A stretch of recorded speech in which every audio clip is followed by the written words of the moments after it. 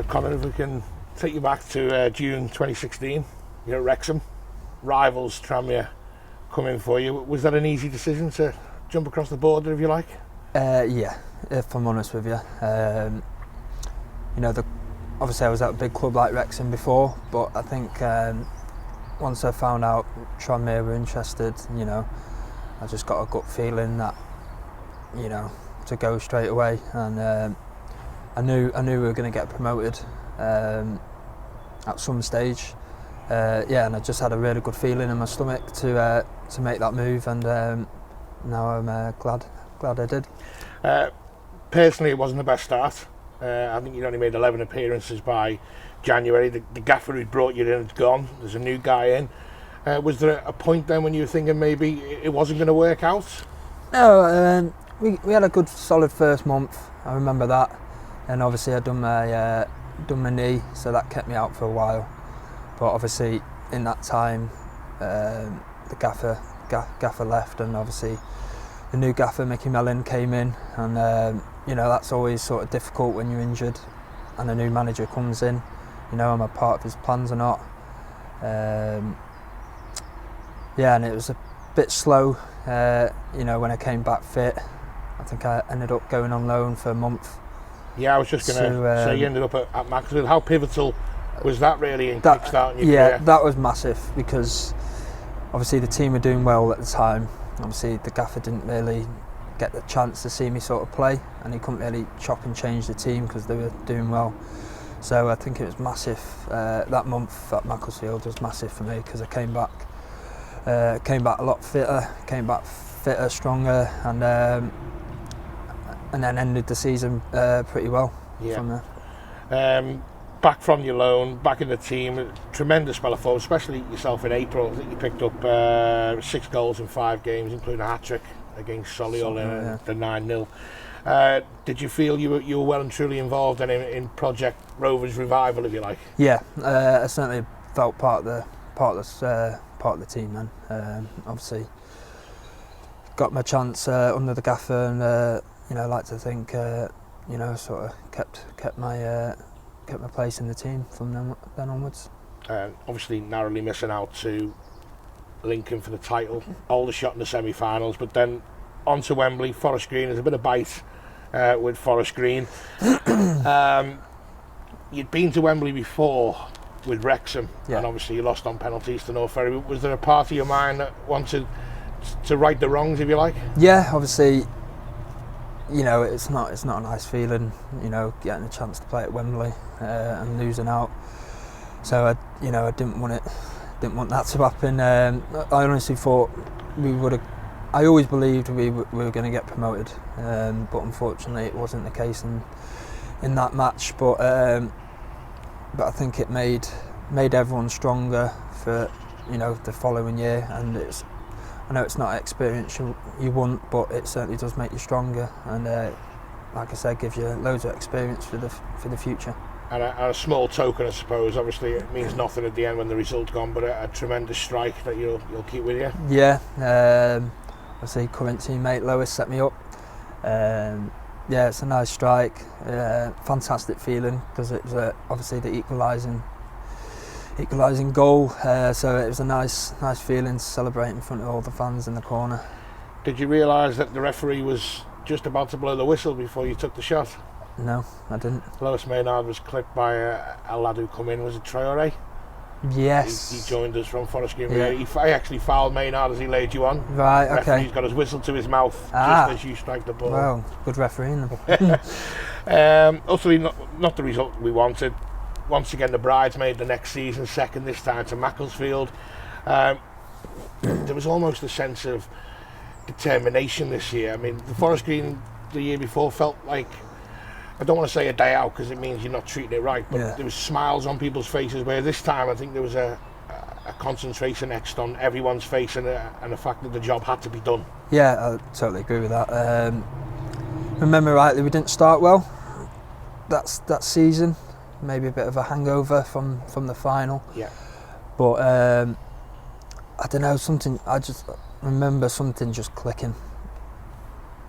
And that's with the fans as well, the community side of it.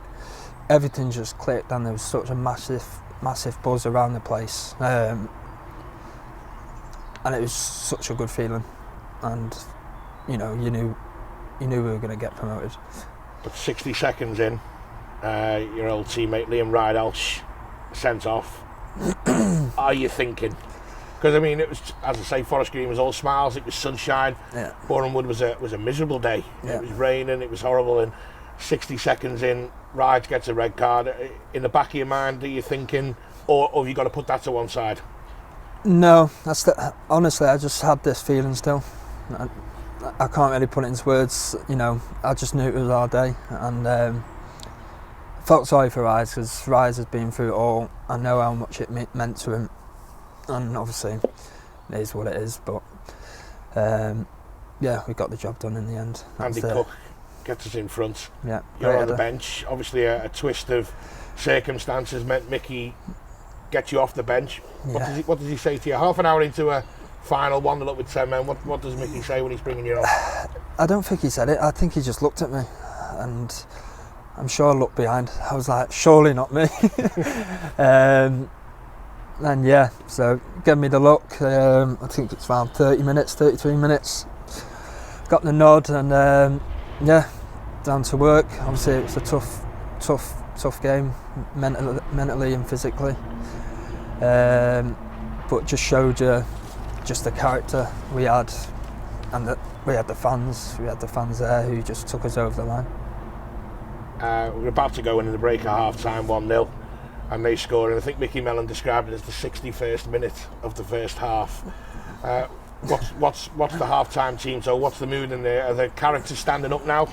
Yeah, I think I was trying to get my breath still from that last 15 minutes. We had the good thing with that squad. We had so many experienced players, and obviously a lot of us went through it the year before, so there was no chance we were going to leave Wembley how we left it last time, because I think it took it out of the players a lot, emotionally and everything. So I think there was a few things going on in the change room, but it certainly worked out. Second half goes on. You've got to work incredibly hard, a man down. Boreham Wood's tails are up, but as in the last final, you have to have an involvement in the goal. You pick it up on the right hand side, deliver it to Norwood, and the rest is history. Yeah, obviously I think all the lads will say that's the best moment of my life. Just when it went in, such an amazing feeling, and then celebrate in front of all the fans who were just incredible all game, but more so second half. I think. Can you remember much after the final whistle? No. It was just a big blur. Emotion overdrive. Yeah, massively. Sense of relief as well. Yeah, because there was a lot on the line at the time, with the club. I remember jobs on the line, if we don't go up that year. So there's a lot of pressure on us, especially all respect to Boreham Wood, the size of Tranmere. The expectations are there, so just such a big relief, and really, really good moment. So back in the Football League, surely you can't be cocky enough to think you can go up again. Was it realistically stay in the division first season? No, I don't think. I think the expectations of the fans and the club, I don't think that was ever, just to stay in. Obviously, you've got to be competitive whenever you play for Tranmere, no matter what league. So, it was a good year when you think of it. We had Scotty, most clean sheets, and we had Noah's top goal scorer. So, if you don't get promoted when you have them two in your team, them two awards, then it's probably not good. Mid-February to April that season, one defeat in 12. Yeah. Playoffs, a realistic proposition for you then? Yeah, and a lot of us experienced that playoff, experience, going to Wembley experience. Nice to beat Forest Green. Yeah, I was just about to come on to that. Forest Green. There's a little bit of trepidation when you play because they had a good record against us. Yeah. But to beat them over the 2 legs, was that in some way retribution in your mind for the final you lost? Yeah, because they've always been a good side.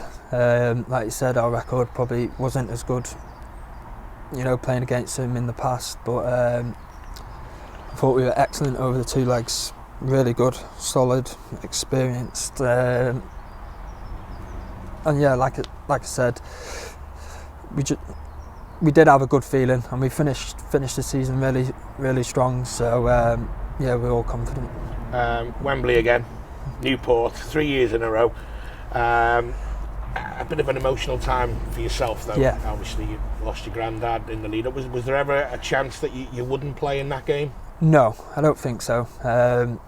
Obviously, I think it was on the first leg of Forest Green, obviously when he passed away. So I think that game was, don't remember much of that. But yeah, it was a strange time because, all my family were down south, so I had no one to sort of be with in that time. So yeah, I think it was really tough, but the lads were brilliant with me. And then went into that game, hottest day of the year, I remember that. Yeah, and obviously the expectations, we probably didn't feel as much pressure. I don't know whether that's experience because you've been there before, not as nervous, not as... So, and they were a strong side, they've good record, clean sheets and all that. So, it was always going to be a tough game. 50th game, in fact, on the hottest day of the season. 0-0, 90 minutes, extra time, another 30 minutes. You make your way into the penalty area. Buxton, Pringle and Caprice have got the ball on the right hand side. Caprice is about to deliver probably the best moments of quality in the game, to be fair, in terms of ball into the box. You could see it coming. Yeah. What are you thinking? Get anything on it, something on it. Yeah, obviously just head it down, and I always remember Bucko, the Bucko chop. I knew that was coming. Back to Prings to Caprice, and then he put a really good ball in, and it was just getting connection on the ball, heading it down, and luckily it went in. And is there a better time? No.